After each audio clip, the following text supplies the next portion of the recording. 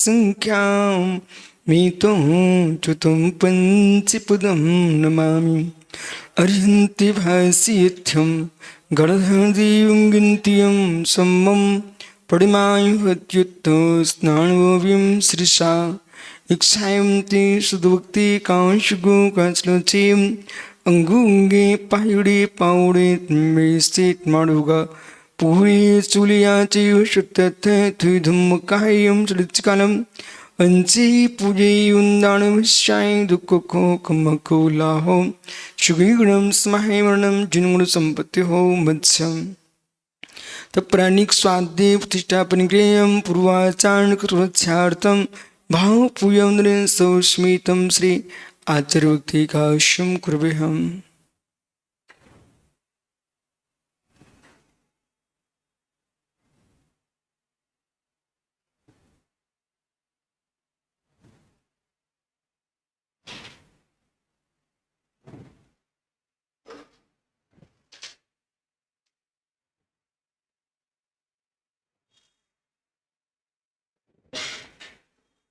सृजृत्पार्गीभ्यः शिवभाविना पुटुमतीभ्यः श्रुतपुनिदिभ्यो गुरुभ्यः छत्युडसम्मग्गे पंचविः कर्णसुन्दरसे सस्साडुगो कुशले धम्मारिस्ता वन्दे गुरुवक्षयमेणे संसारं घोरं छिन्नन्त्यट्टिकं मम जम्मर्णपाविन्ति ये नित्यमृतिमन्त्रिहो मुनिरिता ध्यानाग्निहोत्राकुला षट्करीमा विस्ता तपोधुन्धिना साधु क्रिया साधिवा शीलप्रावृणा गुडप्रहिर्णा तन्दार्कते चोधिका मोक्षद्वारिके पाटि पाटि निबिटा पीडन्तु मां साधिवः गुरुवः पान्तु नित्यं ज्ञानदर्शनदायकः चारित्राण गंभीरा मोक्षमार्गोपदेशका इच्छायुन्ति आर्यभक्ति कांशुगो कचलचे सम्राणे समदंसने समझायुतां पंचव्याश्रम आराधि शुद्धनानुद्विशोच्चारणं तिरुणपर्णं सौसानं चलच्कालं अंचे पूजयुन्दानवश्याय दुःखको कमको लाहो सुगुणं स्महे मरणं जिन्गुण संपत्ति हो मत्स्यम् जी जाया जान गिये कुम्मिकलंकुड़हे ऋत्सुड़िरंदन नाड़ी में ते पुरी मुपुणवे चिदानंदी के रूपाए जिनाए पुरीमात्मने पुरीमात् प्रकाशाय नित्यं सिद्धात्मने नमः नमोरियन्ताडं नमो सिद्धाडं नमो आर्याणं नमो वज्रायाणं नमो लोयेशोविसावूढं। पंच परमेष्टि भगवानी की परम पूज्य आचार्य भगवान योगेंद्र स्वामी की परम पूज्य आचार्य भगवान ब्रह्मदेव सूर्य की परम पूज्य आचार्य विराग सागर यमुनि महाराज की अहिंसामय विश्व धर्म की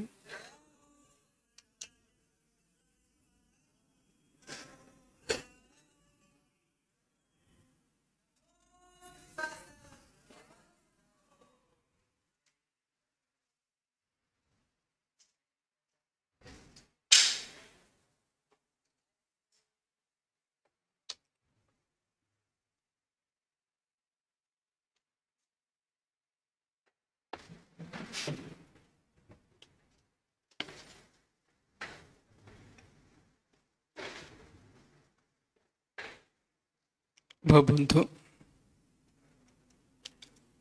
आचार्य प्रभु भगवत योगेंद्र स्वामी महान अध्यात्म शास्त्र परमात्म प्रकाश में आत्म प्रभात पूर्व की अंदर से उद्घाटित किया गया है समय सार जैसा महान ग्रंथ कुंद कुंद स्वामी ने जिन 84 पहाड़ ग्रंथों का सृजन किया, उन्हीं के आधार को लेकर के परमार्थ प्रकाश ग्रंथ की रचना हुई, जिसमें परमात्मा का प्रकाश कैसे हो,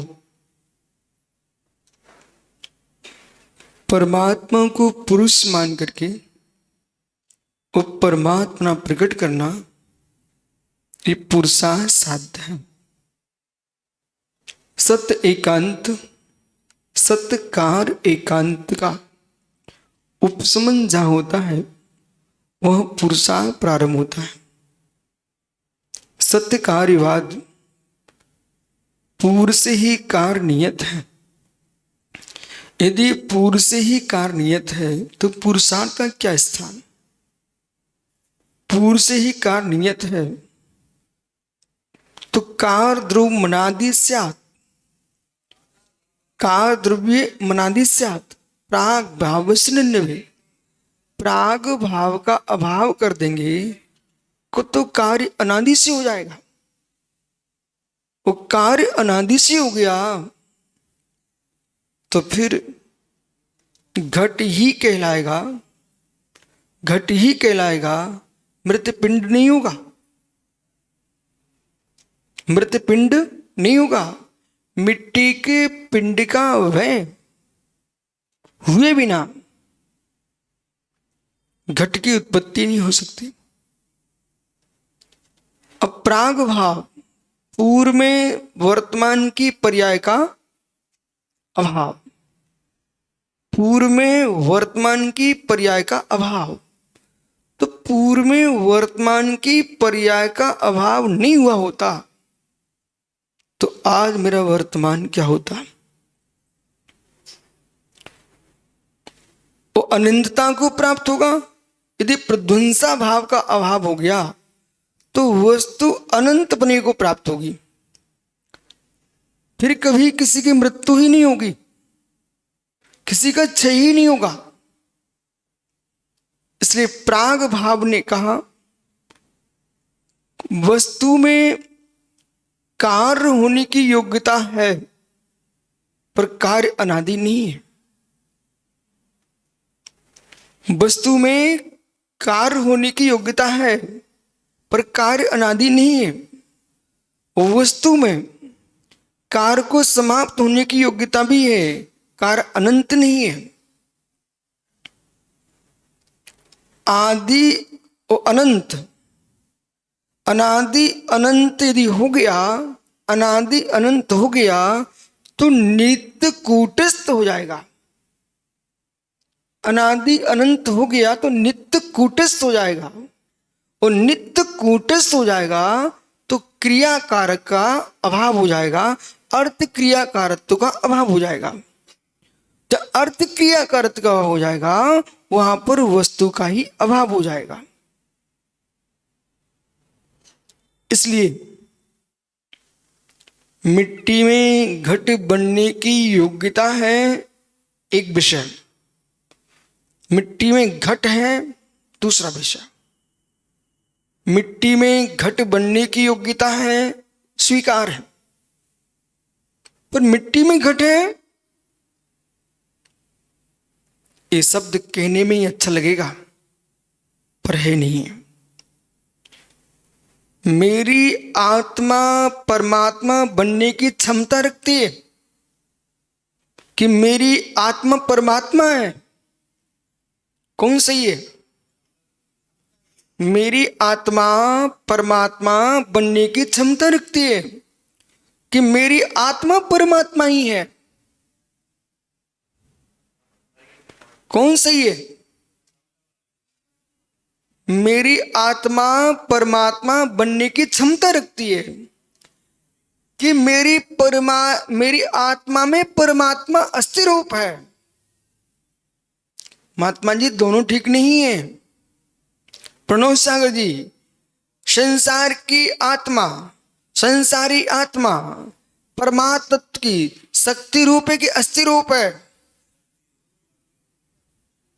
जो संसारी आत्मा है वो शक्ति रूप परमात्मा है कि अस्थिर रूप परमात्मा है? हाँ, वो अपेक्षा बोलना जिससे अस्थि रूप है। हाँ, ये अस्थि रूप है। कर्मोपाधि निरपेक्ष द्रव्यार्थिक नए की दृष्टि से आप कथन कर रहे हो, और नए से तुम कर्म निरपेक्ष कथन कर रहे हो। इसका मतलब ही ये कि आप कर्म को गौण करके देख रहे हो, अभाव करके नहीं देख रहे हो। परमात्मा जो होता है दोषी जी, जो कर्मों से रहित है, वो सिद्ध परमात्मा है। एक भी कर्म नहीं है, और सिद्ध परमात्मा हमारे सामने नहीं होगा। न साधना करते होगा, न उपासना करते होगा। अपनी डायरी पर नोट कर लेना, जो भगवान होगा वो साधक नहीं होगा, आराधक भी नहीं होगा। जो भगवान होगा वो साधक भी नहीं होगा, आराधक भी नहीं होगा। हाँ, परमात्मा साधक नहीं होता, परमात्मा आराधक नहीं होता है, परमात्मा साध्य होता है। सुनिए पुण्य, परमात्मा सिद्ध परमात्मा, सिद्ध परमात्मा साधक है कि आराधक? न साधक है न आराधक है। साधक आप श्रवण हो, आप क्या हो? साधक हो। ये श्रावक आराधक हैं, ये आराधना कर रहे पंच परमेष्टि की। आप पंच परमेष्टि की साधना कर रहे हो, परंतु जो परमात्मा है वो किसी की आराधना भी नहीं करता, साधना भी नहीं करता है। आराधना साधना का फल परमात्मा है। आज वही व्याख्या है, मैं परमात्मा हूं, मैं परमात्मा हूं। बहुत अच्छी बात है, आप परमात्मा हो। मैं परमात्मा हूं, हे ज्ञानी, मैं परमात्मा हूं, एक द्रव्य दृष्टि का चिंतन है। मैं परमात्मा हूं, ये प्रशस्त अध्यवसाय भाव है। मैं परमात्मा हूं, अपनी शक्ति का बोध है। मैं परमात्मा हूं, मैं परमात्मा हूं, अपनी विकारी भावों से भिन्नत्व का वेदन है। अविकारी हूं, परमात्म स्वरूपोहम,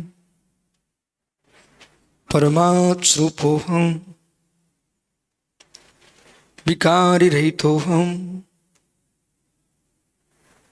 परमात्म स्वरूपोहम। जो ऐसा हम कथन कर रहे हैं, द्रव्यानुयोग से, द्रव्यानुयोग से आत्मप्रभातपूर्व से आत्मा की अपूर्व दशा का आप ध्यान कर रहे हो। आत्मा की अपूर्व दशा का आप ध्यान कर रहे हो। मैं परमात्मा हूं, तो मैं परमात्मा हूं कैसे देख रहा है? कर्म निरपेक्ष देख रहा है। यदि मैं परमात्मा हूं यदि देख रहा है, तो समय सार की दृष्टि से, आत्म प्रभातपूर्व की दृष्टि से, तो वह साधक देखता है। शैवाल आच्छादित है, आंखों से तालाब में सरोवर में काई दिख रही है, पर ध्याता देख रहा है काई के नीचे, काई के नीचे पानी स्वच्छ है। ऐसे ही मैं कर्मों से आच्छादित हूं। इस क्रम, द्रव्य क्रम, भाव क्रम, नो क्रम, काय युग के अंदर निष्कसाई भगवान आत्मा है। ऐसा अपने स्वरूप को देख रहा है, तब वो कहता है ना, कृष्णम शुक्लम हीनम न दीनम चिदानंदी रूपम नमो वीतरागम। न मैं कृष्ण हूं, न मैं शुक्ल हूं, न हीन हूं, न दीन हूं, मैं चिदानंदमयी चैतन्य भगवान आत्मा। ऐसा ज्ञाता जान रहा है, तो उसके सामने कोई संबंध नहीं होंगे, कोई भेद नहीं होगा, कोई देह नहीं होगी। अशरीरी भगवान आत्मा को भेदेगा, भावांतरच्छ दे। पर भावों से अपने को अत्यंत भिन्न भेद रहा है। इस साधक की आध्यात्मिक साधना है। इस साधक की आध्यात्मिक साधना है, ये साध्य नहीं है।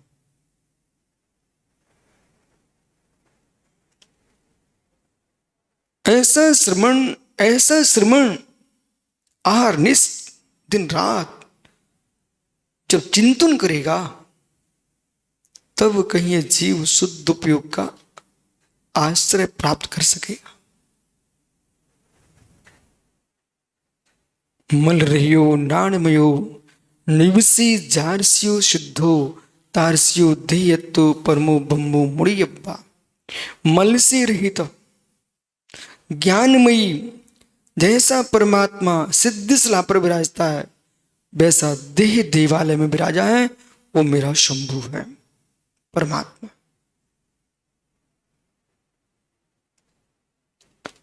ये जो चिंतन चल रहा है, सिद्ध स्वभाव का चिंतन सिद्ध स्वभावी संसारी जीव कर रहा है। ये चिंतन चल रहा है सिद्ध स्वभाव का चिंतन संसारी साधक जीव कर रहा है। जो सिद्ध हो चुका है, उसके चित्त का ही अभाव है, चिंतन का ही अभाव है। वहां कोई चित्त नहीं है, कोई चिंतन नहीं है, चित्त ब्रह्म है। चित्त चिंतन चित्त ब्रह्म, इन तीन में भेद कीजिए आप। चक्रेश, भेद ही नहीं करना, है ही भेद। पुनः सुनो, चित्त चिंतन चित्त ब्रह्म। चित्त है वहां चिंतन है, चित्त चिंतन जहां है वो संसार है। चित्त ब्रह्म मात्र अवशेष है, वो अशरीरी सिद्ध परमात्मा है। जब तक संसार है तब तक चित्त है, तब तक ही चिंतन है। संसार शून्य हो गया है, चित्त ब्रह्म है, चित्त ब्रह्म है। जो भी आपकी साधना चल रही है, चित्त से चिंतन चल रहा है, चित्त ब्रह्म की प्राप्ति के लिए। और चित्त ब्रह्म चाहिए है तो ब्रह्म स्वरूप में लीन हो जाइए। ब्रह्म स्वरूप में लीन होना चाहिए। सर्वार सागर बचन जल्प जब तक रहेंगे प्रणुत सागर जी, तब तक तीन काल में साधक चित्त को स्थिर नहीं कर सकता। चित्त को शांत करना है तो सर्वप्रथम साधना होगी वचना लाभ का प्रत्याख्यान। जो वचनों का प्रत्याख्यान करेगा वो चित्त को शांत कर पाएगा। जिसकी वचन प्रवृत्ति प्रचंड है, उनके चित्त शांत नहीं रह सकते। इसलिए सर्वप्रथम साधक को अपने वचनों पर नियंत्रण करना चाहिए। मौन, बहुत बोलने की आदत जिसकी हो चुकी है, वे बातें तो कर सकती अच्छी से, लेकिन रमण नहीं कर सकते निज में। वचन श्वास का योग जितना स्थिर होगा, उतना साधक चित्त ब्रह्म की ओर जाएगा। फिर मैं बेटा जितनी विद्याएं जीव ने सीख के रखी है लोक की, वे सारी विद्याएं अविद्याएं हो जाएंगी। छंद, व्याकरण, अलंकार, गणित, ज्योतिष, तंत्र, मंत्र, भाषा विद्वता, ये अध्यात्म विद्या के आगे कुछ भी नहीं है। ये प्रभाव है, प्रभाव है। जो गायक का ज्ञान है, गायक का ज्ञान है, गायक का ज्ञान, वो मात्र ज्ञान मात्र। चैतन्य भगवान आत्मा की कोई भाषा नहीं है।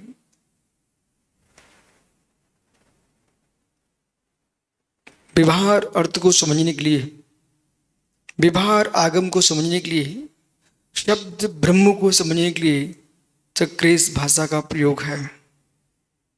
शब्द ब्रह्म को समझने के लिए भाषा का प्रयोग है। चिद ब्रह्म समझने के लिए कोई भाषा की आवश्यकता नहीं। चिद ब्रह्म की उपलब्धि भूलना भाषा से नहीं होगी, भावों की विशुद्धि से होगी। तो चिद ब्रह्म पर जिसका लक्ष्य है वो बरसों तक भाषा पर अपनी बुद्धि नहीं पटकेगा, अपने भावों की विशुद्धि का पुरुषार्थ करे। बहुभाषी होकर के अहंकारी भी हो सकते हो, बहुज्ञाता बहुभाषी होकर के भी अहंकारी न हो, ये उसके जीवन का चमत्कार है।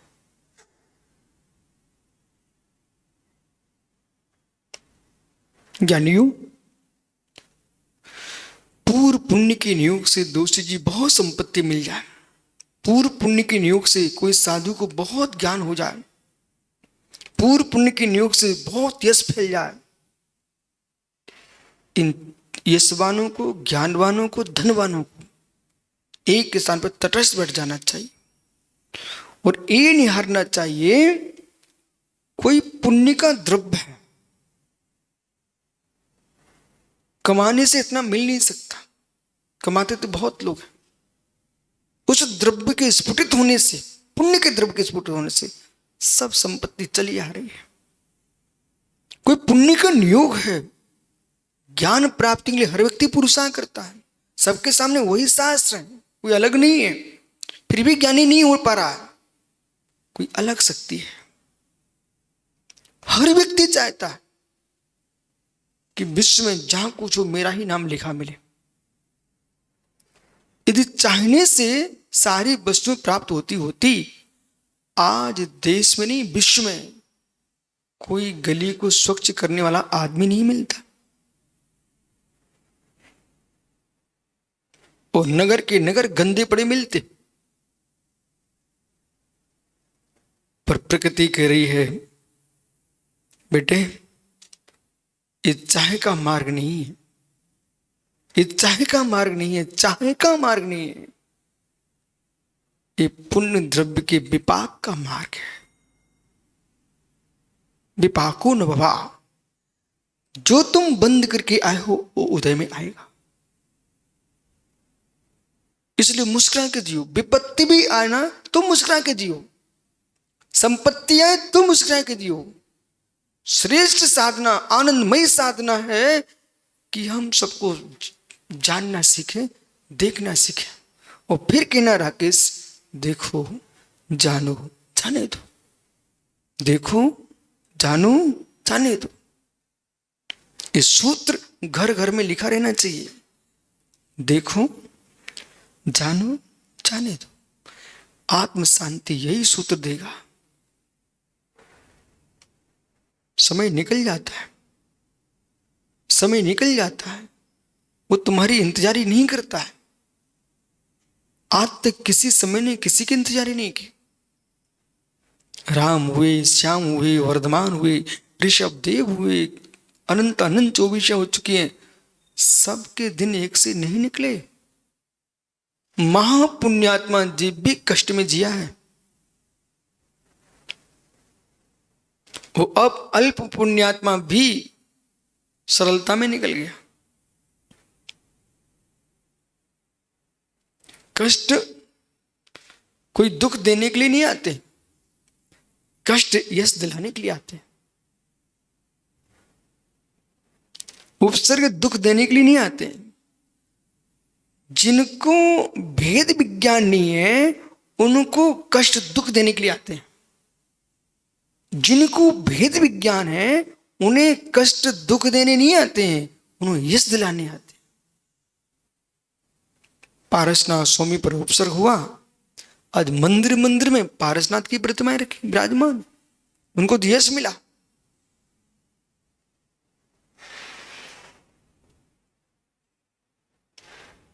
इसलिए विपत्ति के काल में, संकटों के काल में रोने की अपेक्षा जो कष्ट आया है वो तो समय पर जाएगा, चाहे तुम रो के निकालो चाहे मुस्कुरा के निकालो।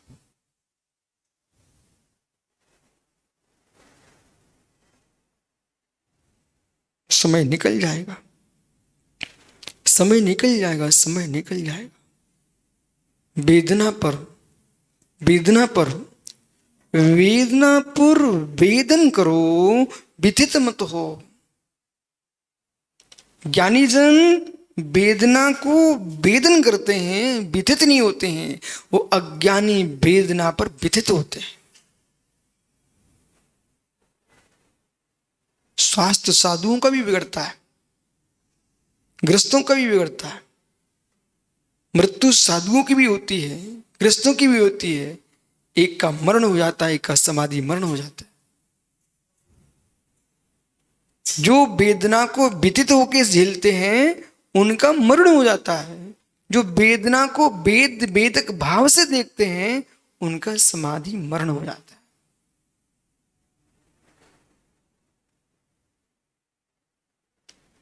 संपूर्ण शास्त्रों का, ग्रंथों का, पुराणों का सार साम्य भाव। संपूर्ण वेदों का, पुराणों का सार साम्य भाव।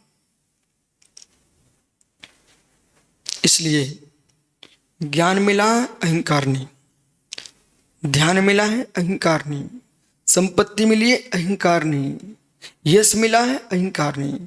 ये तीनों पुण्य प्रगतियों का काम है। ज्ञाता जो हमारा भगवान आत्मा है वो इन सब से भिन्न है।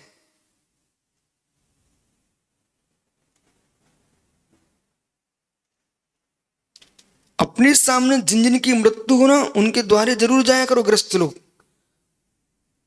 दुनिया ये देखे कि भैया बैठने आए दो सीधी, उसके दरबारे पे हम बैठने नहीं गए, हम देखने गए हैं क्या क्या लेके गया साथ में।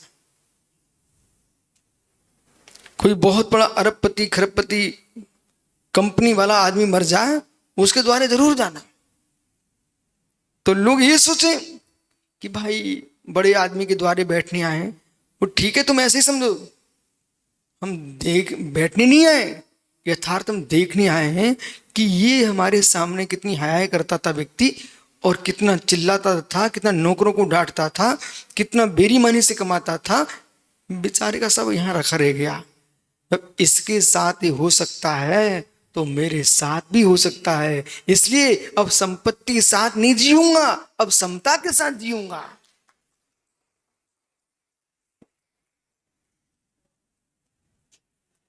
मालूम सुब्रत सागरी, आचार्य विमल सागर महाराज जी एक बार अपने नगर गए, गृह नगर टुंडला के पास कोसम्मा उनका नगर है, वहां उनका जन्म हुआ था।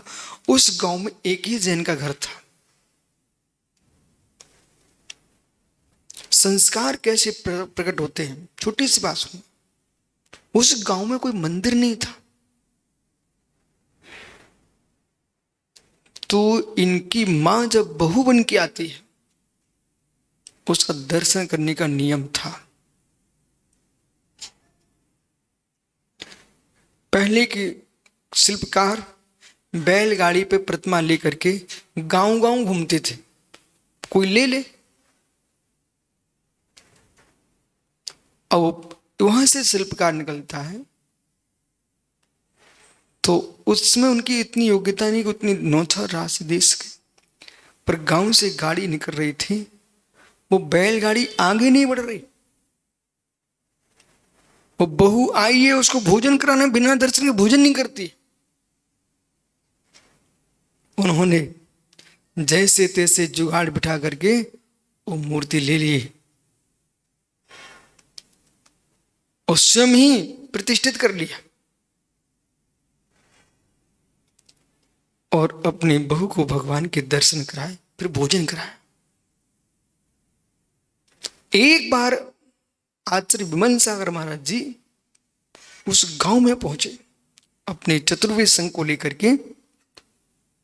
तो गांव के लोग, भाई गांव का बालक आज इतना बड़ा आचार्य बन के आया है। पर कुछ लोग जब देख रहे थे इतने मुडराज ने, वो भैया पूरा नाव गंगा गांव नंगा हो गया, नाव गांव नंगा हो गया, ऐसे लोग चिल्ला रहे। सुना, जहां पर भाई चक्रेश आचार्य विमल सागर बैठ जाए ना, छोटे से गांव में, वहां मेला लगता था।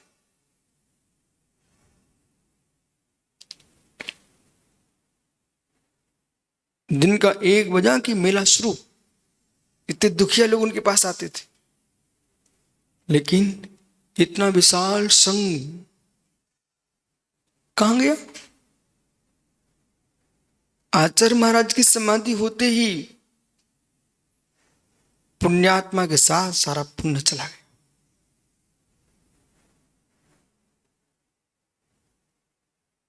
शिष्य अथवा पुत्र गुरु अथवा पिता के सामने अहंकार में ना डूबे बेटा।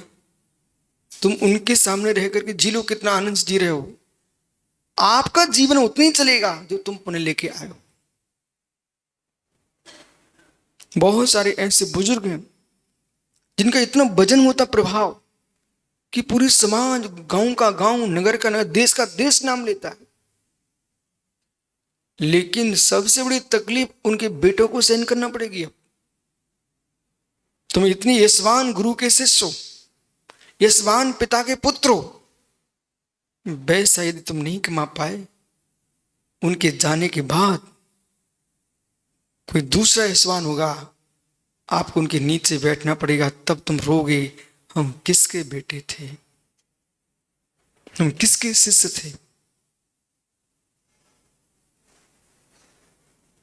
इसलिए अपना विवेक, अपना पुण्य, अपनी योग्यता से हम जागृत करना चाहिए। सुखी योग्यता जागृत नहीं कर पाओगे तो भविष्य आपका क्लेश में होगा। यदि वैराग्य नहीं हुआ तो, वो वैराग्य है तो कोई क्लेश नहीं है, सहज है।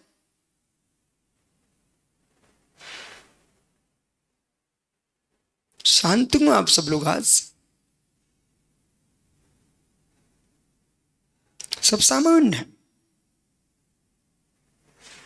भगवंतों ने, तीर्थंकरों ने, आचार्य भगवंतों ने, गणधर परमेश्वरियों ने, वृषभ सेन से लेकर गौतम स्वामी पर्यंत, भद्रभाव स्वामी जैसे आचार्यों ने जो उपदेश दिया है वो मित्र यही दिया है। एक ब्राह्मण पुत्र होकर के जैनियों का अंतिम श्रुत केवल हुआ भद्रभाव स्वामी।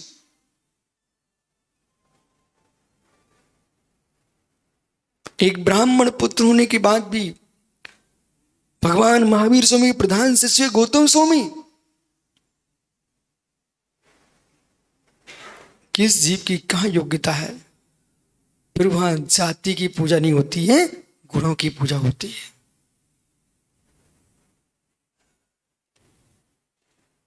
क्या सभी तीर्थंकर आपकी जाति के थे? नहीं। इक्ष्वाकु वंश, कुरु वंश, यदुवंश, नाथ वंश, कुरुवंश, ओहो यदुवंश, इन वंशों में हुए तीर्थंकर। उग्रवंश, क्या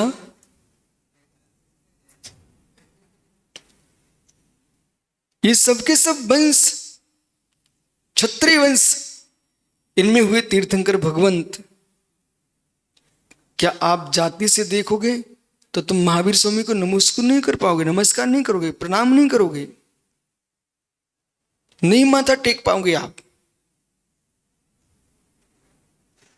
तब श्रवण संस्कृति कहती है न जाति पूज्य है, न वंश पूज्य है, पूज्य है गुणेषु गुण बंदे तद्गुण लब्धि, बंदे तद्गुण लब्धि। उन जैसे गुणों की प्राप्ति के लिए मैं नमस्कार करता हूं। मोक्ष मार्गस्य नेतारम भीतारम करम भूवृताम ज्ञातारम विस्तत्वनम बंधे तद्गुण लब्धि। ये उमा स्वामी महाराज ने आपको तत्वासूत में मंगलाचरण दे दिया है। ठीक है। भवभूयांकुर्जनः क्षेमपगता यस्सः ब्रह्मा वा विष्णुर्वा हरो जिनो वा नमस्तस्मै। भवबीजांकुर्जनना, भव रूपी बीज के अंकुर को जिसने नष्ट कर दिया है वो नाम से ब्रह्मा वा विष्णुर्वा हरो वा जिनो वा, चाहे ब्रह्मा नाम हो, विष्णु नाम हो, हर हो, हरि हो, चाहे जिन हो, जिसने भव बीज का नाश किया है, 98 दोषों से रहित है, वो हमारा परमात्मा है। नाम 1008 सहस्र नाम हो सकते हैं, लेकिन लक्षण ये होना चाहिए ज्ञानियों। इसलिए यहां पर आचार्य योगेंद्र देव स्वामी कह रहे हैं, श्रमण तस्य मोक्ष अनंत चतुष्टय रूपम फलम दृष्टि। जो मोक्ष है अनंत चतुष्ट रूप सुख से युक्त है, वो मोक्ष है, उसको फल को कह रहे हैं अनंत चतुष्टय की उपलब्धि ही मोक्ष पुरुषार्थ का फल है, वो प्राप्त करना चाहिए।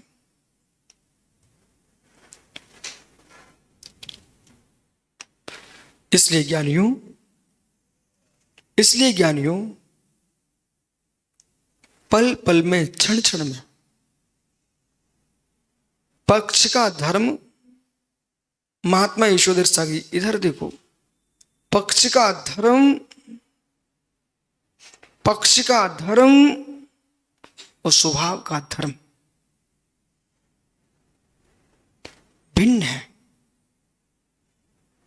पक्ष का धर्म कोई नैयायिक है, वैशेषिक है, चार्वाक है, मीमांसक है, बौद्ध, जैन है, अनेक पक्ष हैं लोगों की। फिर अलग अलग परंपराओं में अलग अलग परंपराएं बटी रखी हुई है, हर संप्रदाय के 10-10, 15-15 ग्रुप है। इन सबको शून्य करके पक्ष का धर्म, स्वभाव का धर्म। पक्ष का धर्म तुम 13 पंथी हो सकते, 20 पंथी हो सकते, स्थानक हो सकते, मंदिर मार्ग हो सकते, पक्ष का धर्म भिन्न है। स्वभाव का धर्म ज्ञान दर्शन मेरी आत्मा का धर्म है। ज्ञान दर्शन मेरी आत्मा का धर्म है। पक्ष के धर्म, पंथ के धर्म, संप्रदाय के धर्म हम सब हटने वाले हैं। ये एक भी धर्म मेरी आत्मा का स्वभाव नहीं है। जो ज्ञान दर्शन है, ज्ञानिक स्वभाव है, वही चित ब्रह्म स्वभाव है। उसे जो जान लेता है ना, वो तटस्थ हो जाता है, शांत है। पर क्यों? हमने जान लिया है कि ज्ञायिक भाव ही मेरा सत्यार्थ धर्म है। परंपराएं घर घर की हो सकती हैं, स्वभाव घट घट का है। किस बात की चीख? चक्रेश कौन छोटा कौन बड़ा, कौन छोटा कौन बड़ा? लोक में जो भी छोटा बड़ा हो रहा है वो स्वभाव धर्म से नहीं है, विभाव धर्म से है। लोक में जो भी छोटा बड़ा हो रहा है, एक एक शब्द सुनिए, जो भी छोटा बड़ा हो रहा है वो स्वभाव से थोड़े ही है, विभाव से है। ओहो क्या रहस्य! कोई ब्राह्मण है, कोई क्षत्रिय है, कोई जैन है, कोई शूद्र है। ये जीव द्रव्य को देखिए आप, जो जाति उपजाति हमने भेद करके देख रहे हैं, ये तो कर्म सापेक्ष है। समाज व्यवस्था है, लोक व्यवस्था है, कर्म व्यवस्था है, पुण्य धर्म व्यवस्था है। स्वभाव धर्म से देखेंगे तो मुझे निगोदिया में भी भगवान दिखाई देते। एक सच्चा जैनी एक वृक्ष की टहनी तोड़ने का मन नहीं करता उसका। एक सच्चा जैनी दांत साफ करने के लिए यदि बमूल की ईम और नीम की लकड़ी भी तोड़ने को खड़ा होगा, एक बार सोचता है कि ओ, इसके अंदर भी तो भगवान है। एक इंद्रिय जीव है बिल्कुल सत्य। अब पर्यूषण आ रहा है, बोले हरी नहीं खाने का, तो हमारी परंपरा में हरी नहीं खाई जाती इसलिए नहीं खाने का कि तत्व निर्णय से हरी नहीं खाने का। कम से कम इतने दिन एक इंद्रिय जीव की विराधना हमसे ना हो जाए। जो साधक गिनती गिन रहा है इस बात की, आहार ले रहा है, सोच रहा कितनी हरी हो चुकी है, एक हरी खाऊंगा आज मात्र, 2 खाऊंगा, 3 खाऊंगा, जैसी बढ़ने लगी बंद, अब नहीं लेना। बोले आज ही तो सुंदर सुंदर फल आए थे, बोले ठीक आने दो, आने दो। जो वस्तु दोषी जी पुण्य से प्राप्त है उसे भोगना क्या अनिवार्य है? बहुत बढ़िया, यही साधना है। जो वस्तु पुण्य से प्राप्त है उसे भोगना अनिवार्य नहीं है। पुण्य से प्राप्त हो जाने पर भी जो त्याग कर देता है उसका नाम त्यागी है। चक्रवर्ती को मालूम, एक नहीं, 2 नहीं, आकाश 96,000 स्त्रियां मिलती है, 96,000। तो 96,000 नारियों से मुख मोड़ करके निकल जाए। लोग मालूम बेटा, अभी तुम जाओ कलेक्ट्रेट में, जाओ कोई अन्य ऑफिसों में जाओ, आप रायपुर में चले, राजधानी है, ऑफिसों के सामने कचहरियों में लाइन लगी होगी। कोई केस बनवा रहे हैं तो कोई चपरासी बनना चाह रहे हैं, कोई कुछ बनना चाह रहे हैं, बेचारे भीड़ लगी, बोले कोई सर्विस मिल जाए, नौकरी मिल जाए, नौकरी मिल जाए, नौकर बनने के लिए हाथ जोड़े फिर रहे। मालूम, नौकर बनने के लिए हाथ जोड़ते फिर रहे हैं। किसके पीछे? कुछ धन मिल जाएगा। धन्नो जीव को जिसके यहां 18 करोड़ 18 करोड़ घोड़े हो, 84 लाख हाथी हो, 6 खंड पर जिसका स्वामित्व हो, ऐसा चक्रवर्ती जीर्ण तृण के समान विभूति को छोड़ करके निकल जाता है और जाकर दीक्षा ले रहता है। इसका नाम है कठोर वैराग। अरबों खरबों की संपत्ति यूं छोड़ के ये निकल गया जीव। तुम क्या सोच रहे हो पीयूष भाई, मेरा चैनल कौन देखेगा? मित्र बोले साइकिल कौन चलाएगा? अरे भाई समझ पीयूष, लक्की पैलेस कौन देखेगा? अरे बाल को समझो मैं क्या करूं, बेटा समझ में क्या कर रहा हूं। संयम और स्वात्म धर्म के पीछे ये कुछ भी नहीं है। जिसका वैराग प्रचंड है, उत्साह शक्ति प्रचंड है, ऐसे से उत्साह शक्ति भरेगी। आशी भाई को अपनी दुकान के लड्डू दिखते, पेड़े, अरे बेटा एक दुकान के और एक माँ के पेड़े क्या, तू साधु बन के निकलेगा, हर माँ नगर में तेरे लिए पेड़े देगी। पर पेड़े खाने के लिए साधु मत बनना।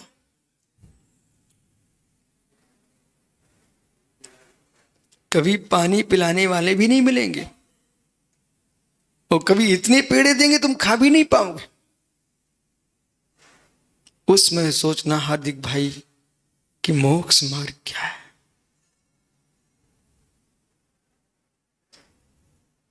मोक्ष मार्ग क्या?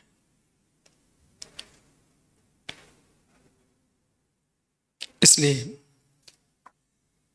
क्लेश का भेदन करके साधना का मार्ग चुनना बिल्कुल अशुभ है। आनंद के साथ आनंद का मार्ग चुनना प्रशस्त भद्र। ऐसा पुण्य कमाओ, ऐसा पुण्य कमाओ कि साधना के चित्त में आत्मी साता का उदय रहे। उस साता के उदय में आप निर्मोह हो, साता के उदय में निर्मोह हो, ऐसा पुण्य कमाओ जिससे कि साधना साता के साथ होगी, अंतिम समाधि भी साता के साथ होगी, तो मित्र हाय हाय बिलखना नहीं पड़ेगा और आपकी निज की आत्मा का कल्याण हो जाएगा और जिन शासन की प्रभावना हो जाएगी। वो हेतु क्या बनता है सुब्रत सागर जी? मोक्ष मार्ग पर आने के पहले से ही हर जीव को जीव जैसा देखो, कसाई मत बनो, कसाई मत बनो, कसाई मत बनो। मैं बार बार समझाता हूं, हर व्यक्ति को समझाता हूं, किसी से भूल भी हो जाए उसकी योग्यता पर छोड़ दीजिए आप, पर कसाई बन करके अपने चारित्र मुनि का आश्रम मत कर लीजिए।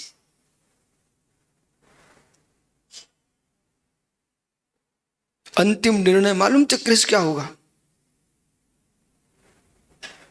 अंतिम निर्णय है कि साधक जगत का संपूर्ण ठेके का त्याग करके मात्र आत्म विशुद्धि का ही ठेका लेगा। और जिन्होंने निर्णय कर लिया हम पूर्ण संपूर्ण जैन शासन के ठेकेदार हैं, संपूर्ण जैन समाज के विश्व के ठेकेदार हैं, विश्वास रखिए तुम एक मिनट भी अपने आप में विशुद्धि में नहीं जी पाओगे।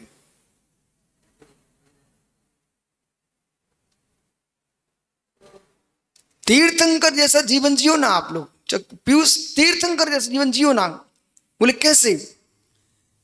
एक भी लोक के कर्ता नहीं बनते, एक भी लोक के कर्ता नहीं बनते और 3 लोक के नाथ कहलाते। मालूम, 3 लोक के प्रभु कहलाते, 3 लोक के प्रभु। और एक लोक में क्या, एक विलस्त भूमि के कर्ता नहीं कहलाते अपने आप को, निर्लिप्त।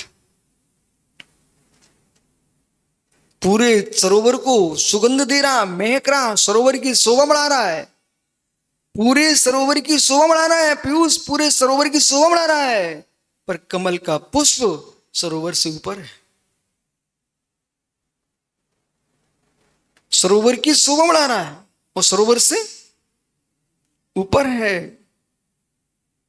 ऐसी दुनिया तुमसे शोभायमान हो, तुम दुनिया से दूर रहो।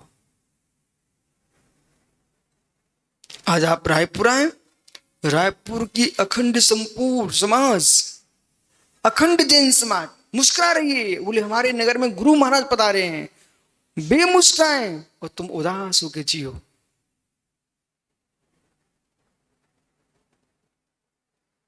ये मोक्ष मार्ग है,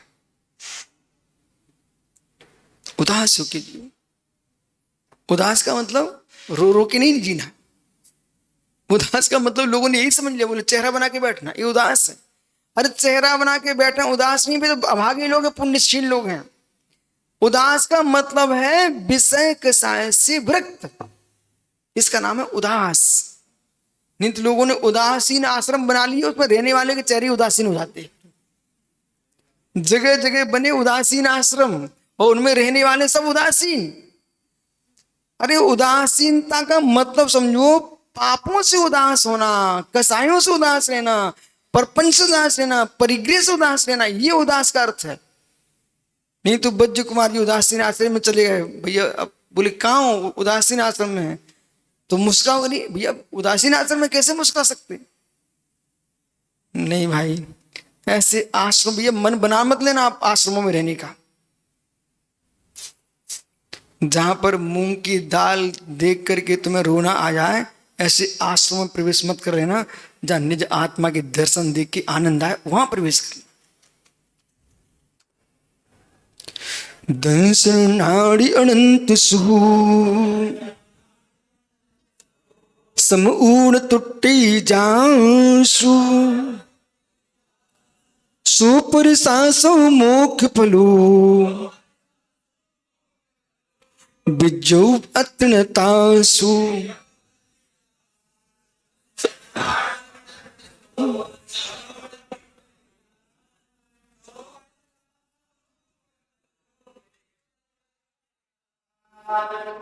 या मोक्ष का जो फल है उसके स्वरूप की व्याख्या कर रहे हैं। अनंत स्वरूप फलम दृश्यति दंसनु नाणु अनंत शुहु। अनंत दर्शन, अनंत ज्ञान, अनंत सुख, संयम ने टुट दिया। अब कितने समय निकल जाए मालूम। इस दोहा सूत्र में मतार्थ भी कह दिया। जब जब हो धर्म की हानि, असुर बढ़े असुर नीच अभिमानी, जो ये लिख के रखा गया, जब धर्म की हानि होने लग जाए, असुरों की वृद्धि होने लग जाए, तो परमात्मा आकर के लौट के मृत्यु लोक में आता है। ऐसा जो कह रहे थे उनको समझा रहे हैं। आपको बोध होना चाहिए, बोध होना चाहिए। काले कल्प सतेप च गते शिवानाम च विक्रिया उत्पाद कर्ण पटो। तो मतलब समझिए, काले कल्प सतेप च गते शिवानाम न च विक्रिया शा। उत्पाद उत्पाद उत्पाद क्या बोल रहा भाई? उत्पाद समझ। उत्पातोपि स्यात् कर्णपटु न विक्रिया लक्षन्ते। मालूम, त्रिलोक संभ्रांति, तीन लोक में क्षोभ हो जाए तब भी 100 कल व्यतीत हो जाए, तीन लोक में क्षोभ हो जाए तब भी गते शिवानाम न च विक्रिया लक्षते। जो शिवत्व को प्राप्त कर चुके, मोक्ष जा चुके हैं, वे पुनः संसार में लौट के नहीं आएंगे। अब मेरी माताएं मालूम डोसी जी भजन गाने लगी आजकल, बाकलीवाल जी, ओह चले आना, ये वीर बन के, महावीर बन के चले आना। हे माताओं, अपनी भक्ति को अपने घर के झोली में रखो, लेकिन तुम्हारी भक्ति के राग में मेरे भगवान श्रद्धालय से लौट के नहीं आएंगे। आएंगे? ओहो, भगवान लौट के नहीं आएंगे। ये यहां पर लिख रहे हैं, जो जीव एक बार सिद्ध हो चुका है वो पुनः संसार में लौट के कभी नहीं आएगा। न टूटदू जासु, जिनका सुख कभी टूटता नहीं है। आप तो चक्रे सोच रहे थे बहुत सुख मिलेगा, बहुत सुख मिलेगा, सब सुख छूट गया, टूट गया। क्या हुआ? ओह, टूट गया, टूट गया। इसलिए ज्ञानी, पर ध्येयों में नहीं सुख, पर ध्येयों में नहीं सुख, पर ज्ञेयों में नहीं सुख, और पर की बुद्धि में नहीं सुख। पीयूष, पर बुद्धि दुख कारणी, पर बुद्धि दुख कारणी। देखो ज्ञानियों, जितने यहां बैठे हुए विषय को, सूत्र को नोट कर लेना, जीवन के अंतिम श्वास तक ध्यान रखना। पर बुद्धि दुख कारणी, जो पर की बुद्धि से जिएंगे वे दुख को नियम से प्राप्त करेंगे। गुरु बुद्धि विशेषता, गुरु की बुद्धि से चलोगे तो जीवन में विशेषता आएगी, और सुख बुद्धि से जियोगे तो सुख मिलेगा। तो यहां पर बुद्धि यानी भिन्न लोगों की बुद्धि व्यवहार से, यानी पर बुद्धि दुख कारणी। अपनी योग्यता को देख के निर्णय करना सीखो, पर की योग्यताओं से अपना जीवन का निर्णय लेना कभी मत सीख ले। कोई पुण्यात्मा जीव है, उसने जो निर्णय किया उसका सफल हो गया। तुम्हारा पुण्य तो है नहीं है किंचित मात भी, और निर्णय कर ले तुम पुण्यात्मा की भांति, तुम पीछे गिरे ही मिलोगे। इसलिए सुनो ज्ञानी, न टूटी जासु, जिसका सुख टूटता नहीं है। सो परम सासु सो मोक्षम फलु, वही परम शाश्वत मोक्ष फल द्वितीयम अस्ति न तस्य। उस मोक्ष के आगे संसार में कोई दूसरा सुख नहीं है। इसलिए केवल दर्शनम, केवल ज्ञानम, अनंत सुखम, एतत् उपलक्षणम मात अनंत वीर्य अनंत गुण। इस प्रकार से अनंत ज्ञान, केवल ज्ञान, अनंत सुख, अनंत दर्शन और उपलक्षण उपलक्षण मात्र, अनंत वीर्य, अनंत गुणों से युक्त, एतद गुण कदम्बक मेक्स में पियावन न तुरती। ऐसे गुणों से युक्त ऐसे अनंत चतुष्टय को जिन्होंने प्राप्त किया है, वह अनंत चतुष्टय का अनंत सुख एक समय प्रमाण काल को भी नहीं छूटता। अब सिद्ध भगवान के ऐसा कोई भी समय नहीं आएगा कि भगवान को एक समय को भी सुख छूट जाए। सामान्य जीवों का जो सुख होता है, कितनी पुण्यात्मा जीव होगा तब भी बीच में कहीं ना कहीं ऐसा उपक्रम हो ही जाता, सुनील कहो, घर में भी संवाद हो जाए, संपत्ति का क्षय हो जाए, कहीं इष्ट का वियोग हो जाए, कहीं शत्रु अधिकार करने, कहीं राजा का भय सताए, लेकिन सिद्धों के पास एक कोई भी डर नहीं है। तब पूज्यपाद स्वामी लिखते हैं, मूलम संसार दुख सद्धि आधिस्थ था, मुख्यम संसार दुख से देह आधिस्थ था। संसार में दुख का मूल कारण है शरीर में आत्मबुद्धि। संसार में दुख का मूल कारण है शरीर में आत्मबुद्धि। जो शरीर को अपना मान के बैठा है उसे दुखी होना ही है। समाधि तंत्र ग्रंथ में पूज्यपाद स्वामी लिख रहे हैं, संसार मूलम दुखस्य देह आधिस्थ। संसार में दुख का मूल देह में आत्मबुद्धि।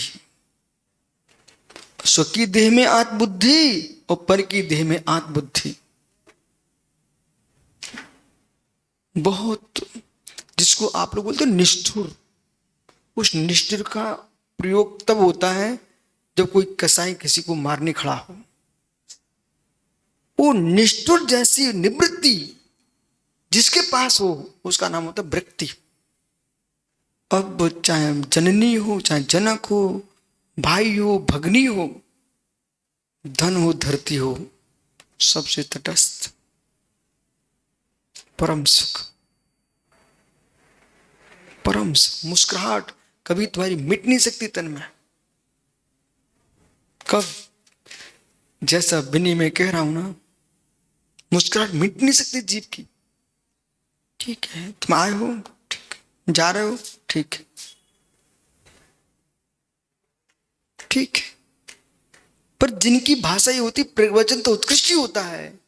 अरे उत्कृष्ट प्रवचन के अनुसार जो जीता है वही उत्कृष्ट पद को प्राप्त होता है।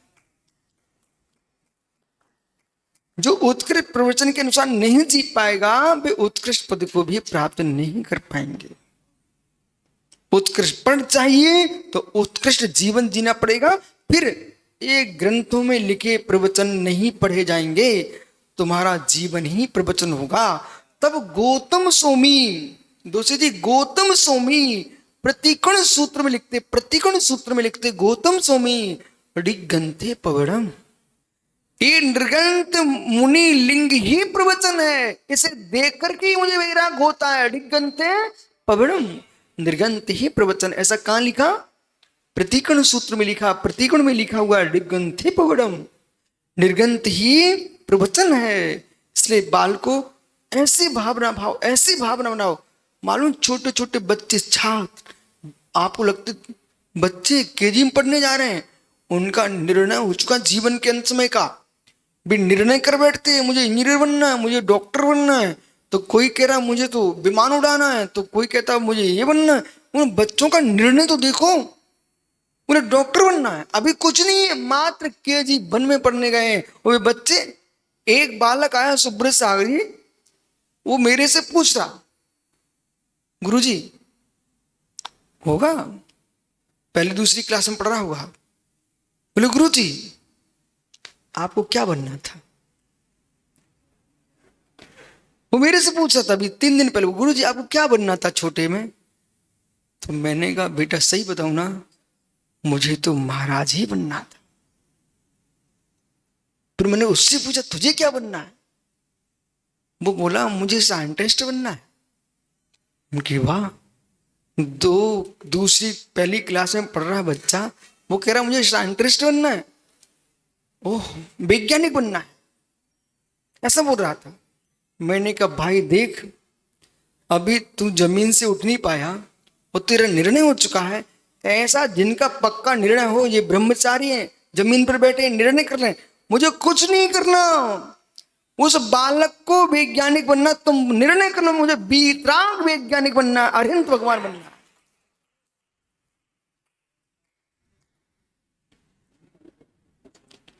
अब भी भोले जैसे लोग सोच चुके हैं बस जीवन में मरना ही तो है अब। अरे बालक 25 साल की साधना में इतनी सीख पाया, ऐसा निर्णय करो मुझे भगवान बनना है, उत्साह शक्ति भरो। एक कालब्धि होनहार को वस्तु नहीं, जिसमें कार वही भवितव्यता है। भवितव्यता के नाम पर अपनी आत्मा को मत ठगो ठगिया, पुरुषार्थ करो भवितव्यता आएगी। ओहो, ये आत्मा को ठगने वाले ठगिए बच कुमारी, बच के रहना। जिन नित्य की आत्मा को ठगने वाले होते ना, विषय कसाय छोड़ नहीं पाते, राग छोड़ नहीं पाते, स्त्रियां पुत्र को छोड़ नहीं पाते, धीरे से कहते हैं अभी काल लब्धि नहीं आई, आ जाएगी तो मैं साधु बन जाऊंगा। अरे मित्र, काल लब्धि के लिए तुम रो रहे, तुमने पुरुषार्थ कब किया? लेकिन ओ आजकल काल लब्धि को समझना बड़ा सरल हो गया है। आकाश गंगवाल मित्र, आपकी धर्म पत्नी कुकर में भोजन रखती है कि अग्नि पर भी कुकर को रखती है? उसमें चावल डाल दिया, खिचड़ी बनाना है, दाल भी मिला दिया, बस अब तो रखी रहेगी ना, बन जाएगा ना है? अच्छा, उसको गैस पर उसको रखना पड़ता है। हे मित्र, काल लब्धि भोजन तभी बनेगा जब अग्नि पर होता कुकर, उसके बाद सीटी बजती सीटी, ये काल लब्धि थी। लेकिन तुमने कुकर को पानी डाला ही नहीं, उसके अंदर दाल डाली नहीं, चावल डाले नहीं और चूल्हे पर रखा नहीं।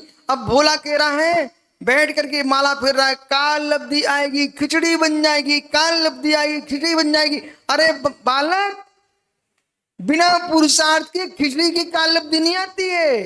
काल लब्धि जब आती है जब उसके अंदर पानी भरेगा, चूल्हे पर रखेगा, दाल चावल डालेगा, तब खिचड़ी बनेगी। ऐसे सम्यक दर्शन ज्ञान चारित्र को अपने अंदर भरेगा और ध्यान की सिकड़ी पर रखेगा तो भगवान बनेगा। काल लब्धि ऐसे नहीं आती है। ओ काल लब्धि के ढोंगियो, ऐसे काल लब्धि नहीं आती मित्र। काल लब्धि बनाना ना, पुरुषार्थ करिए, काल लब्धि आएगी। बराबर बोला, क्षमा करना है। छठवें काल में आपको भगवान बनना है। ओ धन हो, आपने कभी सुना नहीं होगा, वाकई वाली दोस्त जी कभी नहीं सुना होगा। ऐसा ही बब्बू जी यहाँ पर एक बैठा, वो कह रहा मैं छठवें काल में भगवान बनूंगा। ओ तो बस अभी ठीक कह रहा ना। तो भाई छठवें काल में अग्नि नहीं होगी तो खिचड़ी नहीं बनेगी, तो पंचम काल में शुक्ल ध्यान की अग्नि नहीं है, इसलिए भगवान नहीं बन पा रहा है। हाँ, लेकिन बनेगा कब? हाँ, अब ठीक कह रहे हैं।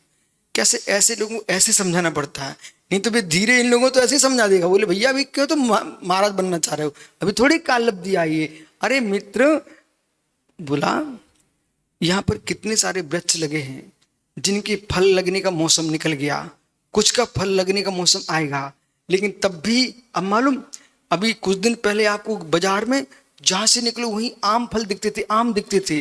अब आप चिंता मत करो, अब यहां पर सीताफल दिखना प्रारंभ हो चुके। सीताफल क्योंकि तो 1 साल तक सीताफल के वृक्ष खड़े रहे, कोई काट के फेंक देता? बोले नहीं, जब समय आएगा इनमें ही फल लगेगा। ऐसे कोई कहे तुम क्यों मुनिराज बने हुए पंचम काल में, क्या मोक्ष मिलता?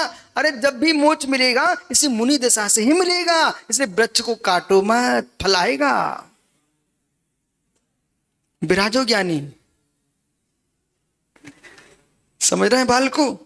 ओ मयंक भाई, नहीं तू सोचे घर क्यों छोड़ के आ गया पागल बन के? अरे पागल बन के घर छोड़ के नहीं आया, विद्वान बन के आया है।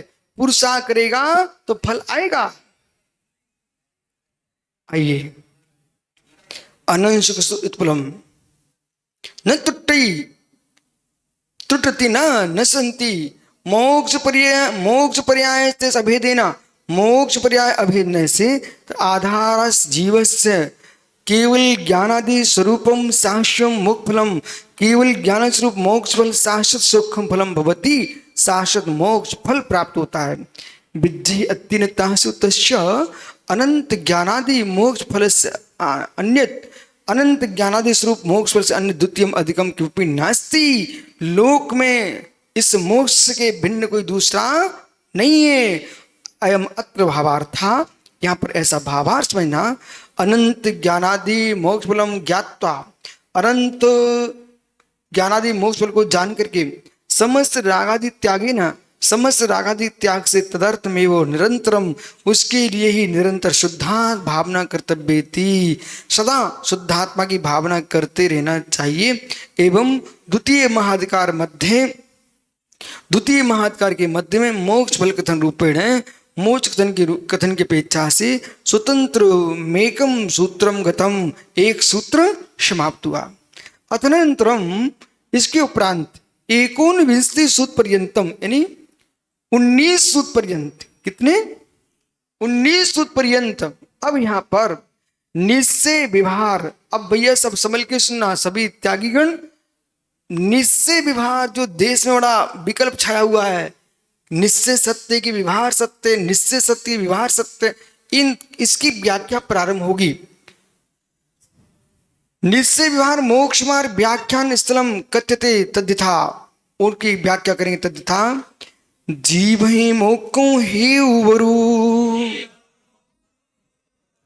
दंस नान चरी ते पुटन भी अतपुड़ी ऋचे बुतु।